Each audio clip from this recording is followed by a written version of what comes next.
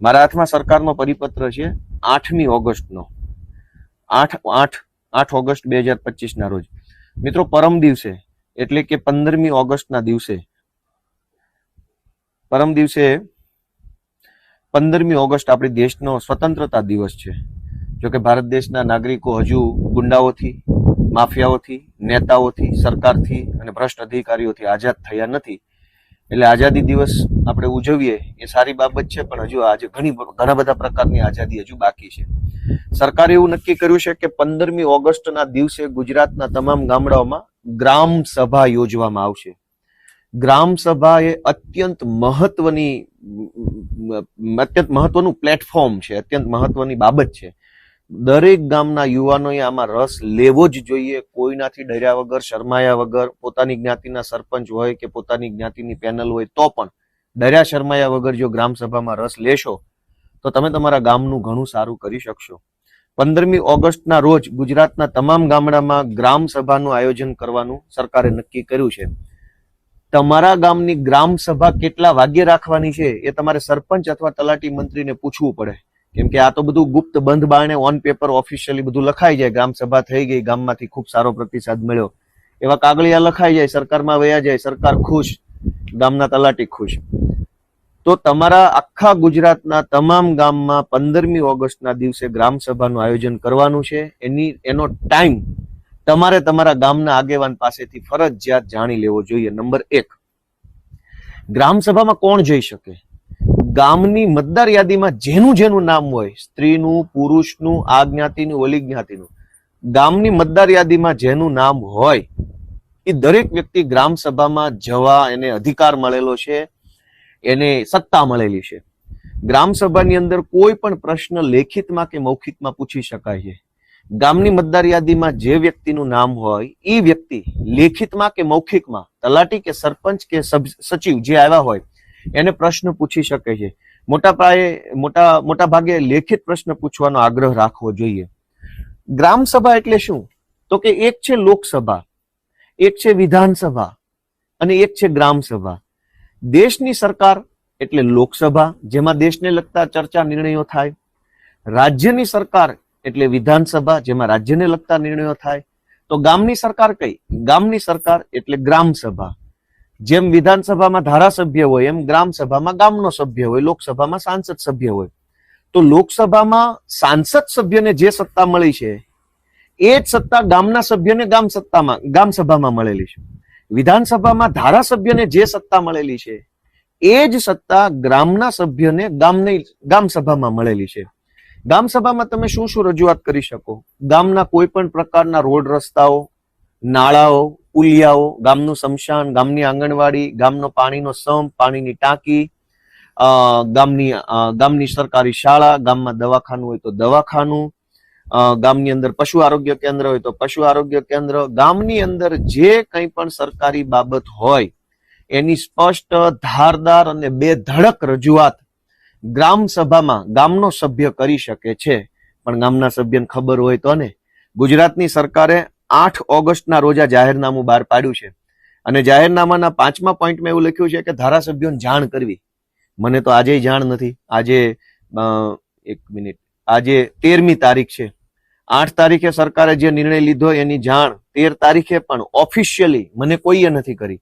પણ મારા ભાઈબંધ, દોસ્તારો, મિત્રો છે એમની પાસેથી મને આ માહિતી મળી ગઈ એટલે મેં તાત્કાલિક અર્જન્ટમાં નક્કી કર્યું કે હું વિડીયોના માધ્યમથી તમને જણાવું. કેમ કે ટીવી વાળા આપણને આવું ક્યારેય બતાવશે નહીં. ટીવીમાં બધી વાતો જે જનતાને બિલકુલ કામની ન હોય, જનતાના જે જીવન છે એને લાગુ જ ન પડતી હોય એવી બધી બાબત ટીવીમાં આવશે. આવા મહત્વના મુદ્દા ટીવીમાં નહીં આવે. એટલે એ જવાબદારી મારી છે. સરકારે લખેલા ઠરાવ પ્રમાણે 15મી ઓગસ્ટના રોજ MOPR એટલે મિનિસ્ટ્રી ઓફ પંચાયતી રાજ ના પંચાયત નિર્ણય એપ્લિકેશન દ્વારા ખાસ ગ્રામ સભાનું આયોજન કરો અને photo, video, minutes of meeting વગેરે અપલોડ કરો અને નવીનીકરણીય ઉર્જા અપનાવવાને પ્રોત્સાહન આપવું. એટલે આના ફોટો, વિડીયો પાડવાના છે, મિનિટ્સ ઓફ મીટિંગ કરવાની છે. પણ બધું રામ ભરોસે તંત્ર છે. ગામના યુવાનો ગ્રામ સભામાં રસ ન લે તો ગામના જે કાંઈ ભાજપના આગેવાનો હોય પોતાના ઘર મેળે 5 હગાવાલાને બોલાવીને સહીઓ કરાવી અને ગામ સભા પતાવી દેતા હોય છે. આ ગામ સભાની અંદર સરકારે PM સૂર્યઘર, PM કુસુમ, PM જનમન, DA, JUA અને બાયોસેક પર ગ્રામ પંચાયત સ્તરે એના ડિજિટલ ફોર્મેટ તૈયાર કરવાનું સરકારે લખ્યું છે. સોલાર રૂફટોપ અને સોલાર પંપની યોજના માટે ઓનલાઈન અરજી કરવા માટે ગામજનોને પ્રેરિત પ્રોત્સાહિત ને મદદ કરવાની બાબત લખી છે. SA સિસ્ટમ માટે 6% વ્યાજ દરે લોન માટે સ્થાનિક બેંક સાથે સંકલન કરવાનું સરકારે લખ્યું છે. જોકે આ બધું કાગળ ઉપર છે, આનું કઈ મહત્વ હોતું નથી. કાગળ ઉપર હંમેશા એટલું બધું સારું લખ્યું કે આપણને એમ થાય કે અમેરિકા વાળા અહીંયા આપણા ગામમાં આવવું જોઈશે રહેવા માટે. એટલે તમે રસ લેશો, તમે ભાગ લેશો તો અને તો જ સરકારી તંત્ર સુધરશે. બાકી કોઈ એક વ્યક્તિથી ક્રાંતિ આવે એવું બનવાનું નથી. હજારો ગામડાના હજારો યુવાનોએ પૂરી હિંમત સાથે ગામના કામમાં રસ લેવો જોશે. સરકારે લખ્યું છે આમાં કે સૌર ઉર્જા માટે પંચાયત ભવન, આંગણવાડી, શાળાઓ, આરોગ્ય કેન્દ્રો, ઉપકેન્દ્રો અને સ્ટ્રીટ લાઇટ જેવી સામુદાયિક માળખાગત સુવિધાઓની ઓળખ કરવી. PM કુસુમ હેઠળ જૂથ આધારિત સૌર પ્રોજેક્ટ માટે જમીન એકત્રીકરણ અને લીઝમાં સહાય કરવી. બાયોગેસના લાભાર્થીને બાયોગેસ આપવો વગેરે વગેરે બધું બહુ સારું લખ્યું છે આમાં. આ ગ્રામ સભામાં ગ્રામ્ય કક્ષાના તમામ કર્મચારીઓ ઉપસ્થિત રહેવાનું છે, જેમ કે ગ્રામ પંચાયત મંત્રી, ગ્રામ સેવક, આરોગ્ય કર્મચારી, આંગણવાડી કાર્યકર, શિક્ષકો, જિલ્લા તાલુકાના તમામ વિભાગના વર્ગ 1 અને વર્ગ 2 ના અધિકારીઓ વગેરે લોકો આ મિટિંગમાં હાજર રહેશે અને ગામના લોકોને સાંભળશે અને ગામની અને પ્રોગ્રામ નક્કી કરશે. આ કાર્યક્રમના એજન્ડાની આગોતરી જાણ ધારાસભ્યને કરવાની છે, પણ ધારાસભ્યને કોઈએ કંઈ કીધું નથી. પણ આ ધારાસભ્ય જરાક પ્રોએક્ટિવ છે, એટલે ધારાસભ્ય જાતે જાણકારી લઈ આવ્યા છે અને ધારાસભ્ય તમને જાણકારી આપે છે. ગ્રામ સભાના કાર્યક્રમ દરમિયાન રાજ્ય કક્ષાએથી, જિલ્લા કક્ષાએથી અને તાલુકા કક્ષાએથી ગ્રામ સભામાં ભાગ લીધેલ મહિલા, પુરુષો અને ગ્રામ સભામાં થયેલ વિશિષ્ટ કામગીરી, સાફલ્ય ગાથા અંગેની વિગતો આવરી લેતી પ્રેસ નોટ પ્રસિદ્ધ કરવાની છે. હવે સાફલ્ય ગાથા શું છે?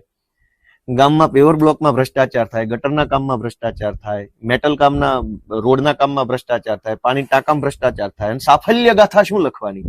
ગુજરાતમાં લગભગ 1, 2, 5 એવા જૂજ ગામ હશે કે જેમાં બહુ વાંધો નહીં હોય. બાકી તમામ ગામના લોકો એટલું બધું ખરાબ હાલતમાં જીવવા મજબૂર બન્યા છે કે એમાં શું સાફલ્ય ગાથા લખવાની? પણ દોસ્તો, આમાં 9મા નંબરના મુદ્દામાં એવું લખ્યું છે કે ગ્રામ્ય કક્ષાએ ખાસ કરીને યુવાનોમાં ટ્રાફિકને લગતી સંવેદના ઉભી કરવા માટે ગ્રામ સભામાં એજન્ડા તરીકે માર્ગ સલામતી અને ટ્રાફિક જાગૃતિ થકી ગ્રામ સુરક્ષાનું પ્લેટફોર્મ પૂરું પાડવું.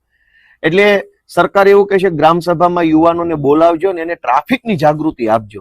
કાકા ગામમાં રોડ જ નથી, ટ્રાફિકની જાગૃતિ પછી લાવો, પેલા રોડ જાગૃતિ લાવો. ગુજરાતના તમામ ગામના રોડ તૂટેલા, ફૂટેલા, ખાડાવાળા, ભંગાર, બેકાર હાલતમાં છે. સરકાર એમ કે છે ટ્રાફિક જાગૃતિ ગામડાના યુવાનો લાવો. પહેલા તમે તમારી રોડની જાગૃતિ લાવો, હારા રોડ બનાવતા થાવ. માણસ હાલી ન શકે, વાહન તો નહીં, માણસ પોતે નો હાલી શકે એવા ભંગાર રોડ છે, ટ્રાફિક જાગૃતિની ક્યાં કરો છો? એટલે આ ગ્રામ સભા 15મી ઓગસ્ટ 2025 ના રોજ આયોજન કરવાનું ગુજરાતની સરકારે નક્કી કર્યું છે. મિત્રો, ગુજરાતના તમામ ગામમાં ગ્રામ સભા થવાની છે. તમે રસ લેશો તો પ્રોપર રીતે થશે. તમે રસ નહીં લો તો પંચાયતની અંદર બંધ બાયણે 7 લોકો ગ્રામ સભા કરી કાગળ ઉપર ફૂલ ગુલાબી બધું ચિત્ર બતાવી કે અમારું ગામ તો અમેરિકા જેવું થઈ ગયું છે એવું બધું લખી સરકારમાં ઠરાવ મોકલી દેશે કે બધું થઈ ગયું, રેડી, ફોટાય પડી જશે, વિડીયો પડી જશે. તો ગુજરાતભરના તમામ યુવાનોને વિનંતી છે કે તમારા ગામની ગ્રામ સભાનો ટાઈમ આજે ને આજે સરપંચ, તલાટી અથવા ગામના આગેવાનોને પૂછી લો. અને જો કોઈ તમને ટાઈમ ન બતાવે તો 15મી ઓગસ્ટે સવારથી ગ્રામ પંચાયતની ઓફિસે હાજર રહેવાનું. જ્યારે તાળું ખોલે એટલે તરત અંદર બેસવાનું.